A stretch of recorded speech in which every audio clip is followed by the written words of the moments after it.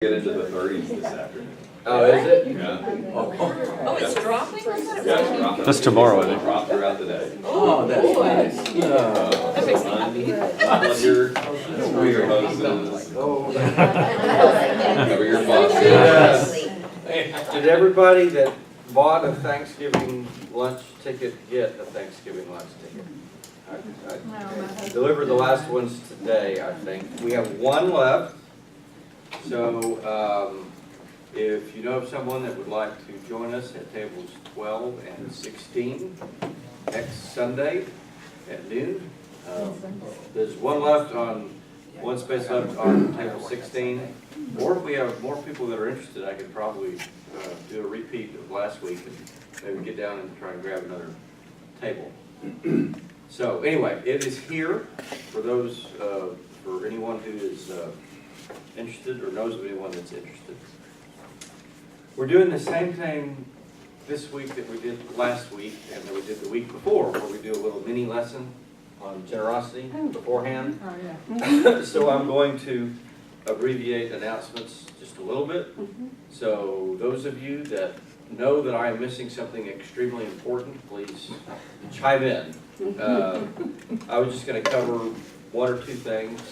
One is that Diana's looking for Heather Mustaine is looking for volunteers to help with transportation next Sunday for our guests that will be joining us for Thanksgiving lunch from I'm going to get the name of this place wrong, the Austin Street shelter. Austin Street Center? Shelter. Shelter, okay. So these are the same, this is the same group of people that will come and stay with us for, A night in church. yes. Room at the end. Room at the end. Room at the We end. knew what you were talking about. Yeah, that thing, one of these days. And Henry, these are the same people we're going to be taking, our Sunday school party, we're going to be making cookies to deliver to as well. Oh, they're getting our cookies. Yeah. Yeah, there are a group of women down there that are what they call the sisterhood. And these are women that are working towards independence and being able to get their own place. And they're the ones that we have come. Okay. So they are going to be joining us for Thanksgiving lunch. And so we need some assistance getting them to and from the shelter. I think if I remember the email I saw, you need to arrive there or get them here by 10:30 or arrive. They're going to go to the 11 o'clock service with us as well, I believe. So Then that would be right. anyway, so anybody who is interested, let anyone from our missions committee that's in our class, so that would be Carrie or Diana, know, or Heather Mustang. Ken, yeah. And Ken, although he's still trekking the globe right now, right? Yeah, he's, He comes, I think he gets Yeah, back tomorrow because he was flying separately. yeah, I got a long email from him this morning, but yes, from last night, yes. Welcome back, Diana. What time when did you get here? Oh, I got back Thursday afternoon. Oh, okay, okay. So, and Tracy is in, he and his brother are taking care of their parents, and so he's paying back his 2 weekends a time, going to Mineral Wells and staying with his mom and dad. Since his brother picked up 2 while he was gone. I see. So did you go to the 3-day trip at the end? Yeah. So that's Yeah, what you the rest of the came group back, gets so back they're this so that- Saturday. Okay. Oh, so most people extended? Yeah. There There were was 6 an of option. us who came back, Earlier. we got back Thursday. It was amazing, Isn't it? amazing. It is amazing. There are lots of other things going on at the church. I will defer to the tapestry for you to go there for information about it. I want to make sure that Alison has plenty of time. I also owe her, since I didn't send out the email this week, and asked if she'd be teaching. My apologies for that. So thus everybody showed up. Yes. Henry, there is one thing, on Saturday morning, now I've got to remember which Saturday it is, that we're going to move the baskets. Oh, okay, for the Adams. No, this is the bags, I'm sorry, the bags for Oh, groceries for for the, oh. White Rock Center of Hope. They're currently being stored down by the chapel, Okay. And we have to move them to the chancel. And we originally said that they'd be there at 9. Well, there's a 10 o'clock funeral. So we've had to move it to 8:15. And this is what day? It's on Saturday. That was November just 17th, Saturday, maybe? Yeah. Saturday, because Yeah. So just need some help moving all Right. it's the grocery bags, right? Yes. With the canned goods that's going to White Rock Center Post, something that we do every year. But And, we kind of need to work on that because there's only 10 bags so far. all right, so a plug to, if you want to participate in this tradition that we do every year of giving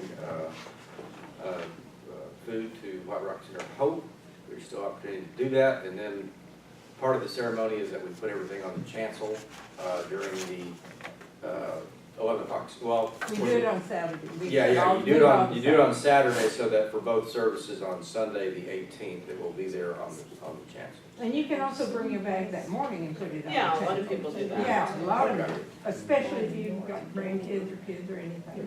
Okay. All right, well, When is our cookie decorating party?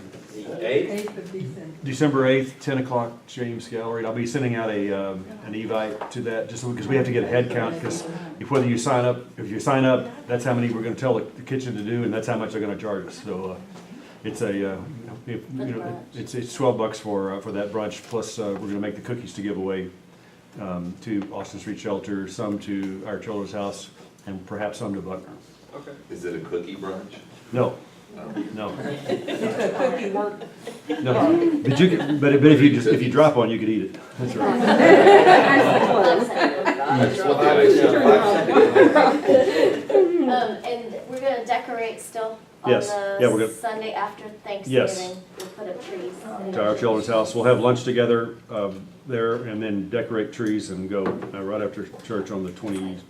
2 weeks away. No, No, Put that together. 25th. the 18th, okay, yes, it'd be the 25th. Thanksgiving's the 22nd. Yeah.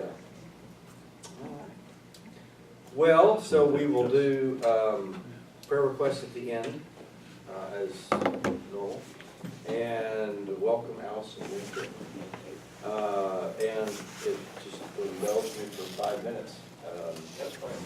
We'll do this real quick. So we're on the 3rd week of our 4-week focus on generosity. Last week, the theme was a generous salvation. This week, it's a generous community. And so the scripture verses that I've written on the board where's my lesson? There it is. And are actually going to be part of the service today, as they were last week. I guess these are probably from the lectionary, since we followed the lectionary. I don't know a time when we haven't followed the lectionary, if I'm sure there was a time, but you can, these will be part of the service today, but also they're part of the materials that Jacob Topper prepared for this 4-lesson series that we're doing the abbreviated version of on generosity. So anyway, this week it's a generous community. So last week we talked about salvation and how that relates to generosity. One of the results of our accepting God's generous offer of salvation through Christ, which we talked about last week, is one of the results of that is that we end up actually we are called to be and end up becoming more generous to others, much in the same way that God has been generous to us in making the offer of salvation. The result of this, or one of the things about this, is that if you want to call yourself Christian and your characteristics, your behavior is not really characterized by generosity, then arguably you're not really giving a true expression of Christ. And this is a little bit of what I was trying to talk about last week. I don't know how well that I did it. We talked about is salvation an individual experience or a group experience. And I think I focused a lot on it being or being part of a group of people that are saved. But really, it's both. It's both a personal experience and a group experience. I got an email from Carolyn Strickland after the lesson. So you know that you've made it as a Sunday school teacher when you get an email from Carolyn Strickland. But anyway, she was just trying to make sure that I remembered and got the point that the personal relationship with Christ is just as important, and it is as much a personal experience as it is a group experience. And it actually reminded me of a quote that I heard from, I don't remember who said it. This was when I was in college or shortly thereafter, and was a member at 7th and James Baptist. But there was a sermon in which this quote stuck in my mind. God doesn't just love all of us. God loves each and every one of us. So that sort of shows how this salvation experience can be both personal and as a group. All right, so if we are saved, if we accept salvation, and that causes us to be more generous, what does a community of Christians look like? What's the end result of this effect? So there are two passages that talk about what a generous community can look like. One from Deuteronomy and one from Acts. I'll read them both. The Deuteronomy passage is actually, I believe it is Moses' last sermon to the people of Israel before he passes away, and then they go on into the Promised Land. It's sort of his parting advice. Deuteronomy 15, verses 7 through 11. If there is among you anyone in need, a member of your community in any of your towns within the land that the Lord your God is giving you, do not be hard-hearted or tight-fisted towards your needy neighbor. You should rather open your hand willingly, lending enough to meet the need, whatever it may be. Be careful that you do not entertain a mean thought, thinking the 7th year, the year of remission, is near, and therefore view your needy neighbor with hostility and give nothing. Your neighbor might cry to the Lord against you, and you would incur guilt. Give liberally and be ungrudging when you do so. For on this account the Lord your God will bless you in all your work and in all that you undertake. Since there will never cease to be some in need on the earth, I therefore command you, open your hand to the poor and needy neighbor in your land. So this was considered the law. It's part of the first 5 books of the what we call the Old Testament, or the first 5 books of the Hebrew Bible, the Torah, the law, all part of the tradition of Moses, all things that the people of Israel looked to as being the law. Now, let's fast forward. After Christ's death and resurrection, you had the activities and history of the early church in Jerusalem, which the book of Acts addresses, talks about. And so let's go to Acts chapter 2, verses 42 to 47. This is basically describing the conduct of the disciples and the other members of the growing church in the wake of Jesus' resurrection, their activities in Jerusalem. Acts what? Acts 2, verses 42 through 47, page 886 in the RSV Bibles that we have. They devoted themselves to the apostles' teaching and fellowship, to the breaking of bread and the prayers. Awe came upon everyone, because many wonders and signs were being done by all the apostles. All who believed were together and had all things in common. They would sell their possessions and goods and distribute the proceeds to all as any had need. Day by day, as they spent much time together in the temple, They broke bread at home and ate their food with glad and generous hearts, praising God and having the goodwill of all the people. And day by day, the Lord added to their number those who were being saved. So, let's journey back in time to our sophomore English class. And one of the essay exam questions is compare and contrast. So compare and contrast the Deuteronomy passage with the Acts passage. Do they look similar or different? Is the conduct of the people in the wake of Jesus' resurrection, does it look similar to what Moses was originally mandating some 1,300 years before? Well, similar in that those who had need were provided for. Right. Yeah, I guess my question should be regarding the issue of generosity. Do they look similar? I think they do. And, yes, did you have No, Okay. And it sort of makes me think about, I think it's from Luke, where Jesus is quoted as saying, "I did not come to abolish the law, but yet to fulfill it." So, interesting way to think about how, about generosity, and about how it's part of the community, and how arguably it's been mandated from the very beginning of this story. What would it look like in modern times? What would this community look like? I'm taking longer than I'd hoped to, but I was going to read the passage that Jacob Topper provided in our materials about the West Texas cattlemen. Okay? So for those of you that haven't read these materials, I think that this is a pretty good example. Jacob offers this description of this pastor who is out in West Texas working with other churches on their capital campaigns.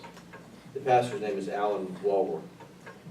After many years as a pastor, Alan Walworth began to work with churches across the country, helping them plan capital campaigns and create cultures of generosity in their congregations.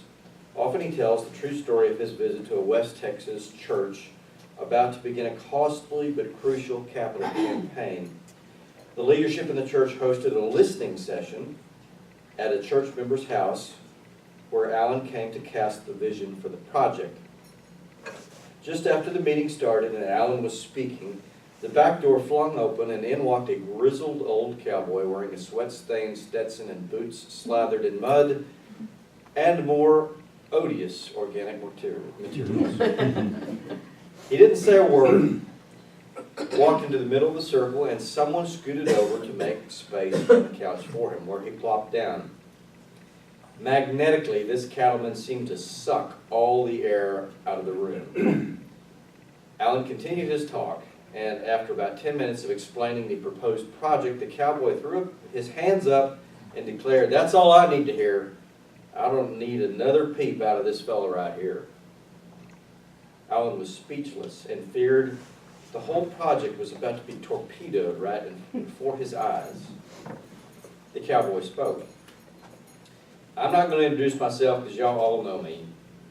And y'all know I've made a lot of money in this town, and y'all know how much of my money my wife Betty gave around this town.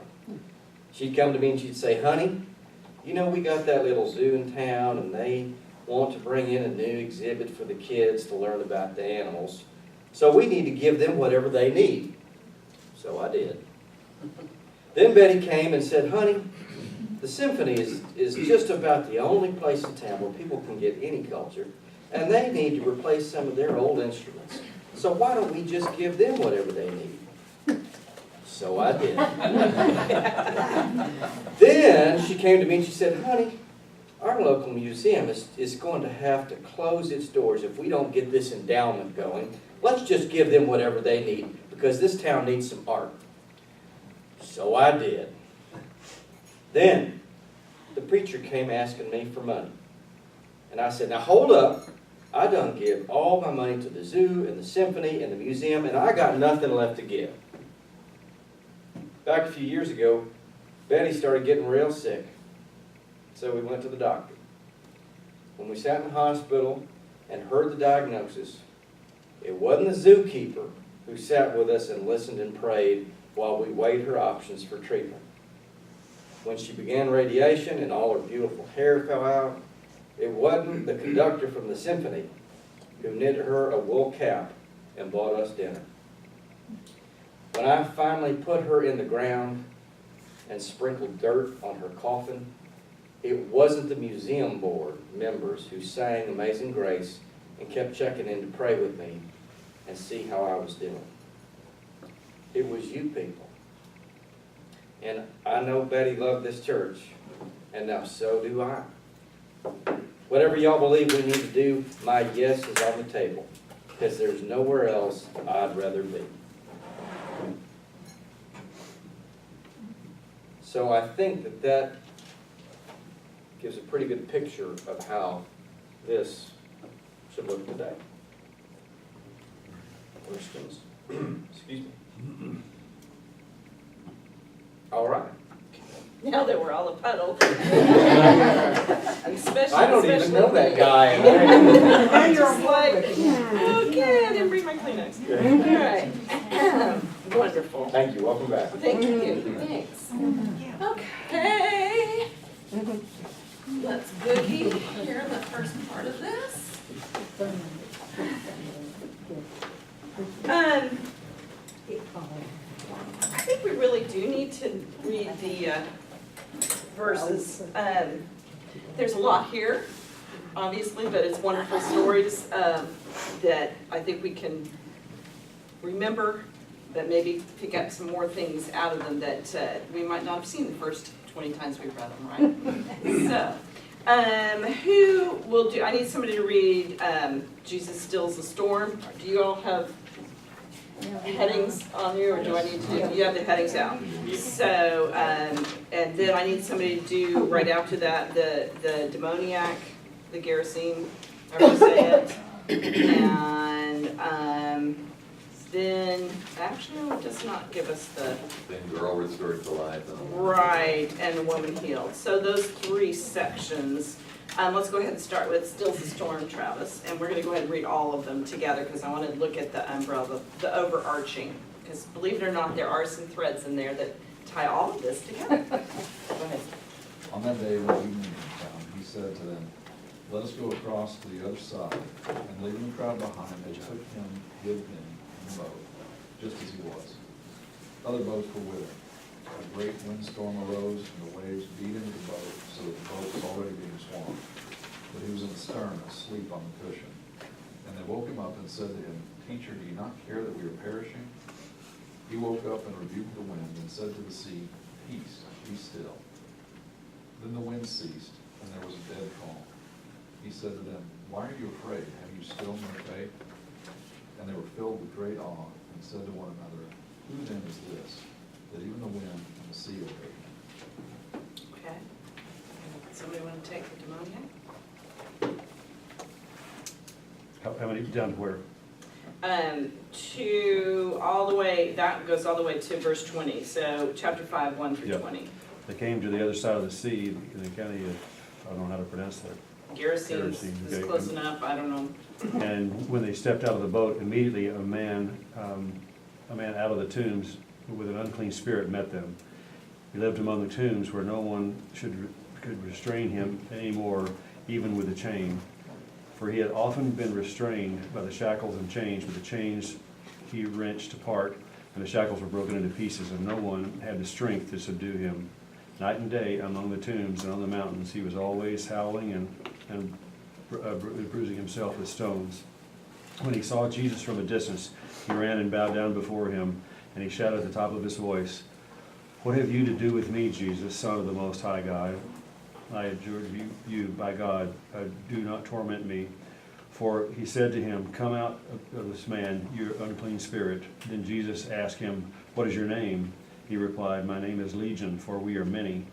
He begged him earnestly not to send him out of the country. And now there on the hillside where a great herd of swine were feeding. The unclean spirits begged him, "Send us into the swine, and let us enter them." So he gave them permission, and the unclean spirits came out of him and entered the swine, and the herd, numbering about 2,000, rushed over a steep bank into the sea and were drowned in the sea. The swineherders ran off and told it to the city, and told it in the city and in the country. The people came to see what had happened. That they came to Jesus and saw the demoniac sitting there, clothed in his right mind, and the very man who they had legion. They were afraid. Those who had seen what had happened to the demoniac and to the swine reported it. They began to beg Jesus to leave their neighborhood. As he was getting into the boat, a man who had been possessed by demons begged him that he might be with him. But Jesus refused and said, "Go home to your friends and tell them how much the Lord has done for you and what mercy has been shown to you." And he went away and began to proclaim in the Decapolis how much Jesus had done for him, and everyone was amazed. Thank you. And I'll read the last section. A girl restored to life and a woman healed. So, whoops, I went too far. When Jesus had crossed again in the boat to the other side, a great crowd gathered around him, and he was by the sea. Then one of the leaders of the synagogue, named Jairus, came, and when he saw him, fell at his feet and begged him repeatedly, "My little daughter is at the point of death. Come and lay your hands on her so that she may be made well and live." So he went with him, and a large crowd followed him and pressed in on him. Now there was a woman who had been suffering from hemorrhages for 12 years. She had endured much under many physicians and had spent all that she had, and she was no better, but rather grew worse. She had heard about Jesus and came up behind him in the crowd and touched his cloak. For she said, "If I but touch his clothes, I will be made well." Immediately her hemorrhage stopped, and she felt in her body that she was healed of her disease. Immediately aware that power had gone forth from him, Jesus turned about in the crowd and said, "Who touched my clothes?" And his disciples said to him, "You see the crowd pressing in on you. How can you say, 'Who touched me?'" He looked all around to see who had done it. But the woman, knowing what had happened to her, came in fear and trembling, fell down before him, and told him the whole truth. He said to her, "Daughter, your faith has made you well. Go in peace and be healed of your disease." While he was still speaking, some people came from the leader's house to say, "Your daughter is dead. Why trouble the teacher any further?"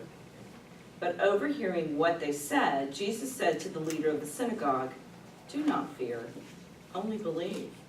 He allowed no one to follow him except Peter, James, and John, the brother of James. When they came to the house of the leader of the synagogue, he saw a commotion, people weeping and wailing loudly. When he had entered, he said to them, "Why do you make a commotion and weep? The child is not dead, but sleeping."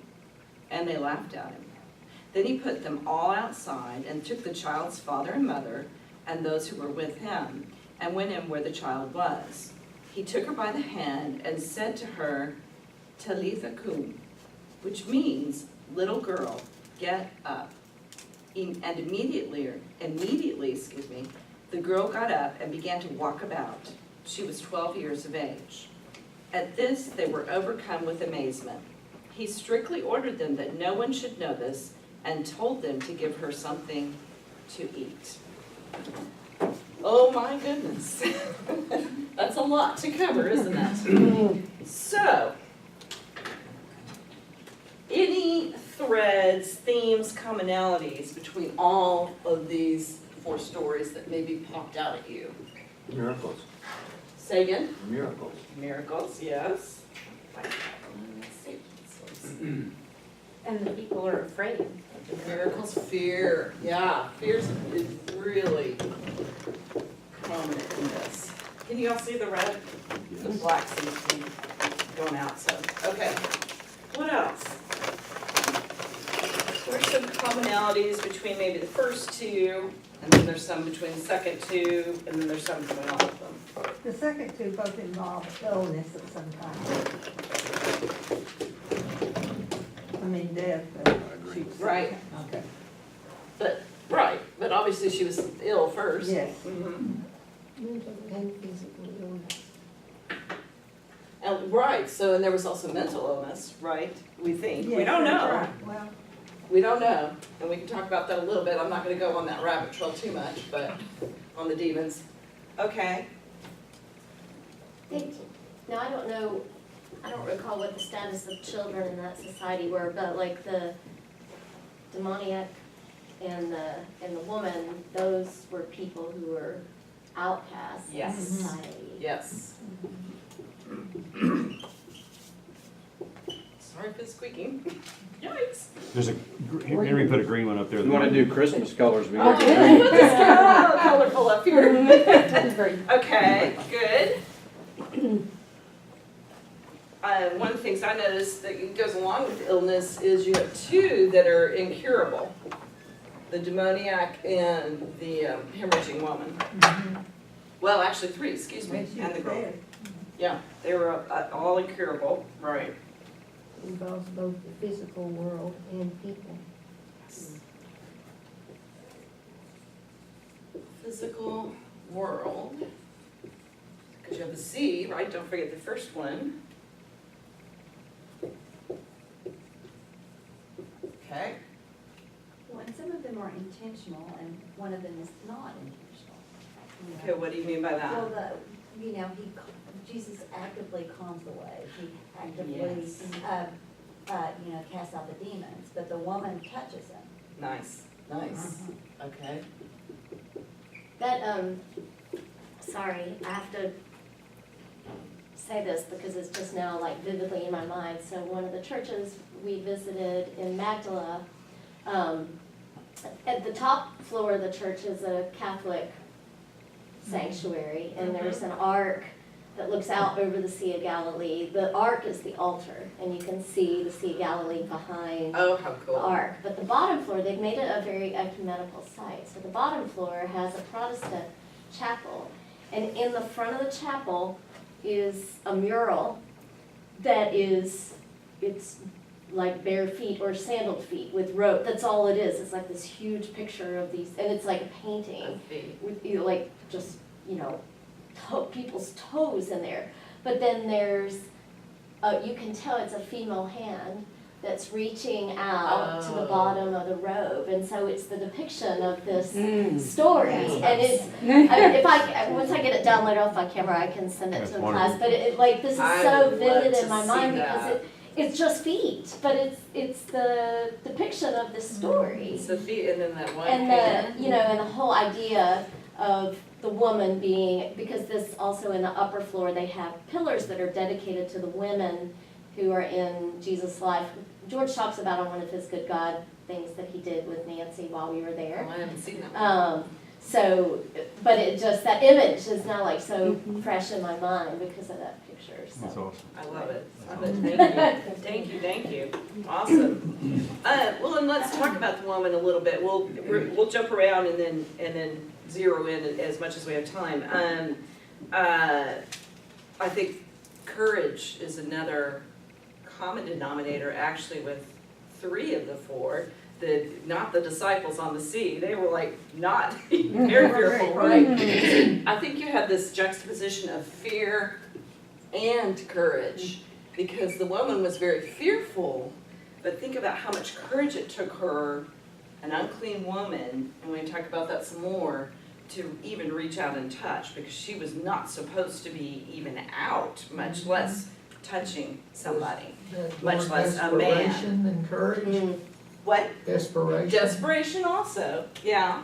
That, I think desperation would mark, and that's sometimes where we find our courage, right? Ooh, did I spell that wrong? You did. Is that an That's E or right. an A? It's an A. Okay, thank you. I second guessed myself there for a minute. So desperation perhaps showing up as courage. I think the demoniac showed some courage. We don't know if that was it the demons flinging him at Jesus, or was that him desperate for help flinging himself at Jesus. So there's some fear and courage, all of that mixed in together. A couple other things, the sea is involved in the first two. The swineherd falls into the sea, Jesus calms the sea. It's kind of interesting. I think a lot of these are deliberate on Mark's part to put all of this together the way it goes. And you notice the 12 years. The woman had been hemorrhaging for the same amount of time as the age of the girl. It's kind of interesting. Yeah. I said commentary obviously picked that up. I was like, oh, never thought about that.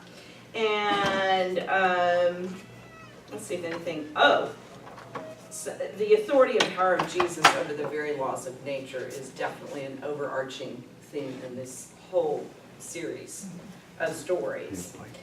So let's look at the first miracle, and in the calming of the sea. Anybody notice anything they haven't before, or did anything jump out at you? We're not going to spend a whole lot of time on this one. Well, something I learned, again, on our trip was, like, when we were there, the Sea of Galilee was really still. But our tour guide told us that it can stir up really quickly, because, you would think, why would you get in a boat if it looked like it was gonna be stormy anyway? But Right. apparently that can happen pretty suddenly, so. Still today, it can, Yeah. absolutely. I wasn't there, but one of the commentaries talks about that, said that there's even a car park where you can park there, and at times they're like, you can't get out of your car Yeah. because the wind is blowing so strongly. Yeah, I thought thank you. Jerry, did you have something else you wanted to point out? This might be pretty self-evident, but faith is something that I find in all of these. Yes, because we didn't write that particularly down. the woman who said, if I just touch the hem, Definitely. whatever she Yeah. does. That's on the Yeah. top of my list, and I didn't realize we didn't Oh, write it down. okay. Thank you. Very important, yeah. Faith and the lack thereof, I think, Yes. run through this whole thing. Also, this is not one of your themes that are up there, but I like the Talitha, whatever, Margaret and John, Yes. who we named their daughter, I was thinking about that too. and that's where they got it, Yeah, right. yeah. Yeah. So we have a member of our didn't know church, that. or we have a member of our church with that name, yeah. Yeah. So, That's very cool, very cool.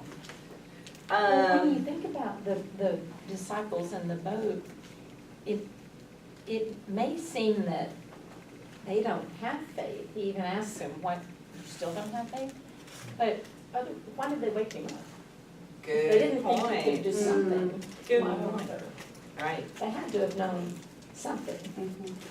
Even though if they didn't get the fully whole understand. picture, they still had to, yeah, because otherwise, right, when they just said, we all need to be saved, let's all jump out. They didn't say that, they were looking to Jesus. Very good. I did not think about that. Good. Desperation. Yeah, desperation, back to that desperation. Okay. Anything else? Could that be a stigma on the church we have today, perhaps? We could be the disciples in the boat, we, the Christian church, our own church, whatever. Mm-hmm. I think a lot of times we lack faith. Oh, absolutely. That we, probably, we ought to believe God could do that through us, but we lack faith, so we don't even attempt it. We forget to wake him up and say, oh, by the way, Nice. and I really think that applies a lot to the church 21st century now. Yeah. Goes by in a hurry. Doesn't it? Good, I like that, Don, I like that very much. A little note on the sea. Apart from fishermen, the Jews were not a seafaring people. The sea came to symbolize for them the dark power of evil, threatening to destroy God's good creation, God's people, and God's purposes. That's NT, right? Not me, by the way. So I think it's very interesting juxtaposition of here, it's not just calming nature and calming the sea. That would have been pretty symbolic to them of that he even has dominion over the dark powers, right? And we see that carrying on when they get across the sea to the demoniac. So let's go on there. So this man is described as having an unclean spirit. An unclean, did we write that one down or not? No, we said outcast. I think another theme here is unclean. I'm gonna write it down just to help us remember. Because those two are connected, very much so. What was interesting to you about this and the description of the man? Anything pop out? And I think both in this one and the woman who needs to be healed, you know, in their society, there was this mentality, if you're sick or you have any kind of ailment, it's something you did or something your parents did, right? The blind man, they asked him, was it him or his parents who sinned that caused him to be this way? Yeah. And Jesus cast no blame. He just healed him, no questions asked, you know, Nice. because of the grace of who he is, you know. Mm-hmm. Very good. Very good. Anything else? It goes into a lot of detail, does it not? More than most of the stories we have. I think that's interesting. One of the things that popped out at me was that Jesus tells him here, go home to your friends and tell them how much the Lord has done for you. So he's actively suggesting that the news spread here in contrast to the raising of the little girl. And he says, okay, keep this under your hat. And then other two, he doesn't say anything. He gives no guidance one way or the other. I'm puzzled over why, why spread the news in one instance and keep it under your hat in the other. Mm-hmm. Yeah, we've got three different responses to three different people, right? And some of the commentaries talk about that as interesting with this particular one, with the demoniac, where we've got to remember, where were they? Cemetery. Yes, Not they were in. expecting Messiah. Exactly, they were with the Gentiles. It was, there's all these hints, right? They go across the sea. They're in the Decapolis, which is translated to 10 towns, which they couldn't even decide what the 10 towns were, but regardless, it's Gentile territory. And what's our other hint of this Gentile territory?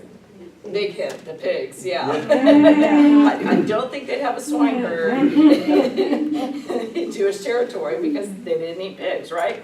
So there's all sorts of hints. And also, the other interesting thing, back up a little bit, where was the man? Tombs. He was in a graveyard, very unclean. So it's not like, it's just like, how many levels can you get? He's a Gentile. He's got an unclean spirit, demons, if you will, mental illness, whatever it was. And he's living in the tombs. Also, he has like this superhuman strength. I think that is an interesting thing that popped out at me that I don't remember noticing before. Right, he broke the shackles all the time. They couldn't contain him. And I think about somebody like this rushing out. I don't know how large this person was, but he's rushing out to meet Jesus. That picture is a little scary if you think about it. But back to what Jesus says is very interesting. Some of the commentaries noted that rather than Paul, that here we have the first Gentile apostle, because he was told to go and tell what happened. And sure enough, when Jesus goes back, because this was the first time he crossed the sea, right? When he goes back to the Gentiles, there's already like 4,000 people that there's a huge crowd waiting for him. And that crowd didn't know who he was when he first went over. Isn't that interesting? So maybe that's one of the reasons. And then why do you think he tells Jairus and his family not to say anything about what happens with the daughter? Any ideas? Well, it's pretty miraculous there, She was dead, she brings her back to life. Yeah. The other miracles are there, but this. What And would? I find it interesting, then he told them to give her something to eat. Yes, thank you. I did too. I looked at that and I thought, that's sweet. That sounds like a mother or a father talking. Well, it's like you go from the miraculous to the mundane. Yes, exactly. And I think it shows the personal touch and that Jesus is right there I mean, it's not, it's like this big miracle and phew, I'm gonna go walk off and, do some other big miracle. It's like, feed her. Yeah. It's a practical thing, isn't it? I But you really know, like that. And when he appeared after his I was just- resurrection, I what was did he thinking do? when he ate something. He had breakfast with them on the Yes. seashore, so it, What, but more proof that you are alive. than right, eat. yeah, that's true. Exactly. Right, so you have that, we would love to, sometimes we love to live in that world of miracles. And I don't think many of us live in that world, and I don't think we should, because guess what? The miracle is everyday life. That's kind of what I pull out of it. I really like that part. I wonder how he expected them to keep it quiet since people were there and he already told them that she was dead. I don't know, maybe just to go along with what he said before. The other interesting thing is that the word sleeping actually is also another word for dead. But yet he tells them she's not dead, she's sleeping. But it kind of like he's setting it up.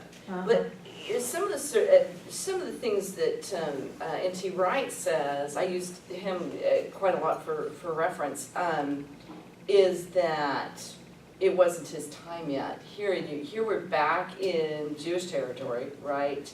And if the powers that be find out, okay, this guy is doing major stuff, he is, which they eventually do, he is dangerous, and maybe perhaps it's because his ministry needs to continue on. It's not time yet. It's not time for him to be revealed in that way. When it says, at the beginning of this passage that Jairus was a leader in the synagogue, and Jesus could have known if Jairus shared that, it could have endangered his situation in the community as Right, well. before he was ready for that to happen. So it doesn't mean that he's trying to necessarily protect himself, because we know he's on that trail, right? And Mark just punches it all the time. You will find, I don't know how much more you're gonna be in Mark, but it's like boom, boom, boom. This is where the incoming of the king is coming. This is what Jesus is doing. This is where he's going. And all of these powerful aspects. There's something I was gonna say, do I have that there? I'm gonna have to hurry because I gotta go to choir, I'm so sorry. Powerful aspects are there. Okay, so, I would like to point out one more thing on the demoniac before we go on. In verse 18, do you note the contrast? I mean, this is one of those heavily descriptive with that he was crazy, he was breaking his bonds and all of that. And then note the contrast between the description of him then, before and after. So now he's calmly seated, he's fully clothed. So I don't think it says before that he wasn't, but I guess he was, that he was maybe naked or not very well clothed, and he's in his right mind. So Mark's word portrait powerfully conveys the restoration not only of the man's dignity, but also his humanity.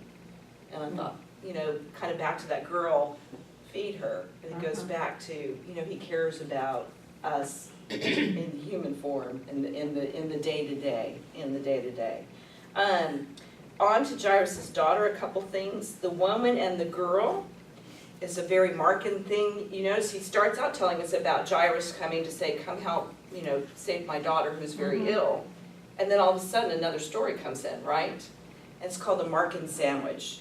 Has anybody said that word before? I love that. I thought that was really funny. So he has a tale within a tale, and they are interwoven. That's called a Markin sandwich. So I like that. I thought it was funny. Those stories are about fear and faith and the power of Jesus to take people from one to the other. Anything else that we have missed? I like how we just gloss over that 2,000 pigs Well, owned yeah. by someone else Yeah. die, and they're gonna wash up somewhere. We're like, it's just 2,000 pigs. Well, and the other thing we didn't talk about is back to that fear, the reaction of the people, when they heard what happened, They asked him to leave. right, they asked him to leave. Yeah. They were scared, but they were probably also mad. Good point, Brian, good point. Somebody just lost A A lot of money. lot of Living, money, yeah. yes. Get out of my way, you know, I'm now broke, we don't want you around here anymore. Yeah, that could be 2,000 pigs, and then that was lots of money. Lots of money. That could be the very practical reason why they asked him to leave. Exactly. Okay. The difference between the girl and the hemorrhaging woman in the healing, what are the differences there? We talked about that a little bit, intentional and unintentional. What pictures did you get in your mind? Which, now I want to see that picture. But with the girl, I just had noticed when I read this again, that it appears that everyone came out of the house, it said others came out of the house and said, you know, that she's dead. Right. And that's when he says that, you know. But actually, he had only brought 4 disciples with him. So there wasn't a huge crowd, which might have made it easier to keep it a Keep little it quiet. a little more quiet, right? The woman, I mean, there was crowd everywhere, yeah. Right. There was a huge crowd there, and so, obviously people saw that particular one, and they might have known that woman, I don't know, yeah. I have a feeling they did, because I'm sure she's been So there. that's one difference, you have a crowd versus a small group. The other difference is she reached out and touched, Mhm. whereas with the little girl, Jesus raised him up. Another one that's interesting is that, the woman in the crowd did not have an advocate. I was thinking her parents But were the pet advocates. father, But the was father, who was, as a synagogue leader, he put aside pride Wow, yes. and probably, I mean, might have already, I don't know how much, you know, obviously knew about Jesus at this point, but set aside whatever his thoughts were to say, please come save her, so. Things to think about this week, since I'm gonna leave you right now. Think about where you see yourself in these stories. To whom do you most relate? And another quick word from N.T. Wright. Only if we see Jesus' movement in all its dimensions, including the political realm, which we didn't even get into, will we understand that behind the intense and intimate human dramas of each story, there lies a larger and darker theme to which Mark is repeatedly drawing our attention. Jesus is on his way to confronting evil at its very heart. So just put that out there. So thanks, guys. Thank you. Thank you. Thanks, Alison. Boy, I forget, we get chastised. Oh, I've run off with it before. In your jacket. Oh, thank you. Anybody want that? Yeah, mine went there this afternoon. Yikes.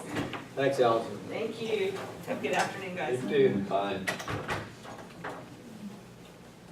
Henry, while you're getting ready for that, and I'm glad Bert's gone, Bert and Diana have decided to try to come back into the class. The reason Bert left is he's trying to find a class that will give him daily, he's a new Christian, and he wants some concrete examples. How does this Bible lesson that we just studied today, how can I use that in my life, you know, this week?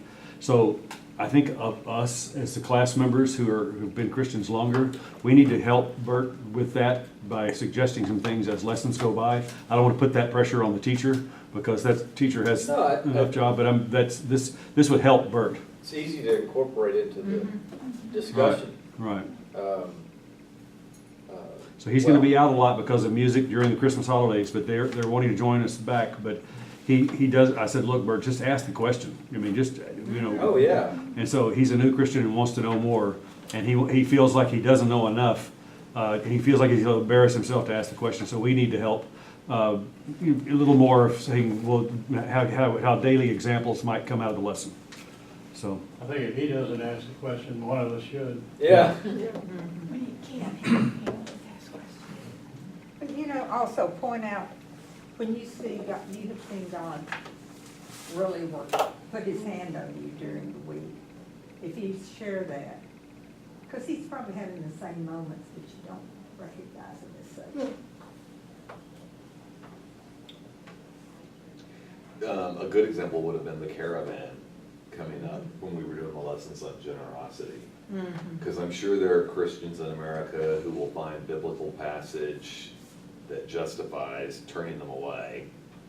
But I don't personally see how they It's can not the get Bible that. I read. Yeah, I don't see how they can get that out of the Bible, but You're right. that would be an example of taking what we learn in class and applying it to day-to-day life. Mhm. Prayer requests.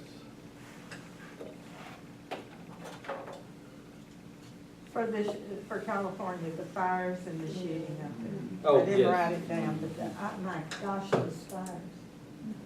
And the fire. And Henry, I didn't see the book go by, but Ray Snow, Laura was, put it in. oh, he's in it, good, okay, good. The fires are, where are they? North and Paradise. south. North Two to places, south, north of they Sacramento and then down, Malibu. Malibu area, Thousand Oaks. And then that shooting was outside of LA? Ventura County. yeah. Ventura County, Around Thousand Oaks. Thousand, okay, yeah. that's Thousand Oaks thousand. was it, yeah, and fire was it also. So we have some written requests as well. Because there've been several deaths in the fire. You're right. 20-something. And a prayer of thanks that the elections are over. Yes. Yes. But they're still counting ballots in Florida. Yeah.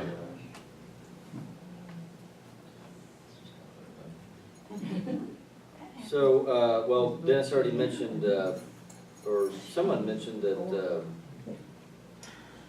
about Ray Snow, Yeah. possible infection to be checked out tomorrow, so that's why he wasn't here with us Yeah. today. I hadn't heard anything about Ray, what's the problem Possible infection is all that, Okay. Yeah. they've shared with us. Laura said to me this morning that he never asked to go to the doctor, but he asked her today to go set him up for an appointment for tomorrow, so. Okay.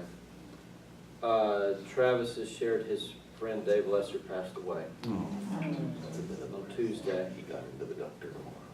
which was not recently unexpected, but it was unexpected, the If news. you asked in July, it Yeah. was a picture of hell, Yeah. How old was he? 61. And what did he die of? Cancer. Pancreatic cancer that had metastasized all over. My mom died of that. But it was diagnosed rather late, wasn't it? When this started? It's almost always diagnosed at stage 3 or 4, because the doctor, my mom's doctor said there, none of the normal tests that you do in a physical will detect that it hides. You have to be looking for it to find it. Well, he had had 2 strokes and Yeah. Oh, this is the had same been friend. Oh, treated for my. those in the hospital, intensive care for weeks before they came across it. So Yeah, he that's was what I thought. heavily tested and they still didn't catch it. Yeah, For a long time, weeks. And then they found out. That's what they found. So insidious. I have another one, I guess, talking about our lesson a while ago, made me think about it. Mhm. And the gal, she had all the problems with her blood and everything for so many years. A gal, a good friend of ours, her name, I think I told you this once before, Diane Lanevu, and that's capital L-A, capital N-E-V-E-U. Her husband was an old roommate of mine way back when, they were members here in Wilshire. And then she wanted to go to a different church that was much more conservative than we were. Then we make it on short short. He died about 2 years ago. She's got fibromyalgia, diabetes, depression big time for at least 20 plus years. And what made me think about it was this gal, she had had her blood problems for all these years. So if we could just pray for Diane at this point, because it's going to take a major miracle with all she's got going on with it. So I would just ask prayers for her. Okay. She's still in Dallas? Yeah, still in Dallas. Just at at a sister church? Yeah, well, right now, no church. Um, Because of her condition, she does good to get out of bed every morning. I mean, seriously, she'll get in bed and she hurts so bad from her fibromyalgia, she doesn't get up, so she doesn't get up, so she doesn't take her medicine.